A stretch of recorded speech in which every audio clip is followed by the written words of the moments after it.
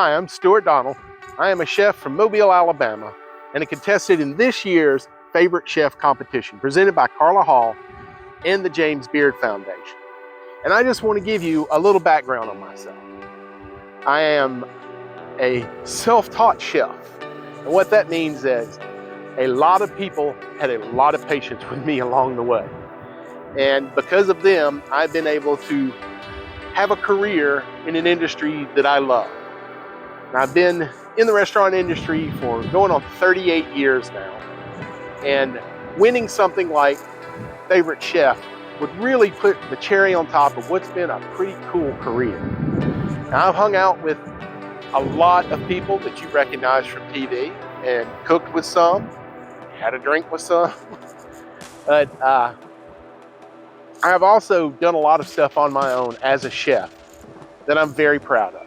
Some things that I worked hard for and that I earned through my own blood and sweat. And when I say blood, I mean literally. In 2015, I'd just taken over the kitchen of one of the hottest restaurants in downtown Mobile. I was on the big stage. And I'd only been there a few weeks when I was getting ready to make chili for the menu, and I stepped in the wrong place. Sometimes life is that simple. Any other spot on the floor of that basement, I stepped, no big deal. But the one spot that I stepped on was weak. The floor gave out underneath me. I plummeted into a pit and landed on top of a giant can of tomatoes. Now, at first, it just seemed like a double hematoma. There's some swelling, you're gonna be sore from it.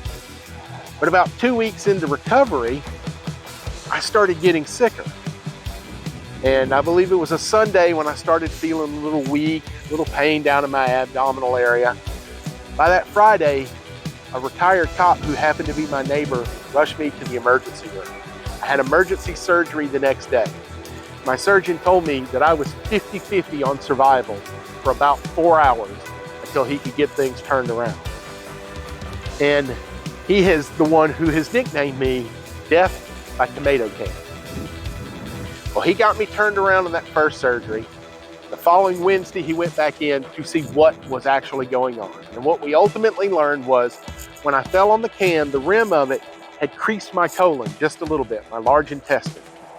And a few weeks into recovery, that crease burst. I was life-threateningly septic. It took 2 years, 14 surgeries, 40 hours in a hyperbaric chamber, and learning how to walk again twice to finally get back into a kitchen.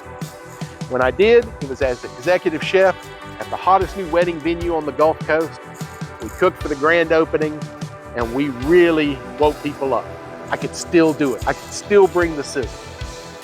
So I resumed my career. And man, has it been a career.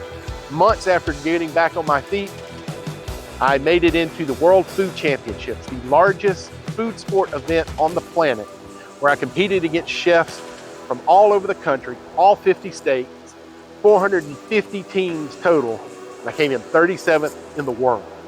A year later, I followed it up with the 2018 World Food Championships, where I came in 26th in the world. That is pretty awesome. But I had other things on that list that I wanted to do. You know, I have an idea of coming up with my own ingredients that I could sell in retail stores. I had thoughts of owning my own place. And I also had thoughts of, man, I sure have given up a lot for this career. And one of the things I gave up was spending time out here on the Mobile-Tensaw Delta, one of the most incredible ecosystems in the entire country, and it's my backyard. This is America's Amazon, folks. More diversity in plant and animal species than just about any place in North America. And it's right here. Fishing, kayaking, boating, hunting. We've got it all here. There's an Indian burial mound up in here that goes back way before Columbus. We have just an incredible ecosystem. We have the Delta here. Right down here we have Mobile Bay, historically famous for many reasons, and also the birthplace of just about every Gulf shrimp you've ever eaten. And then just a few miles past that, the incredible Gulf of Mexico.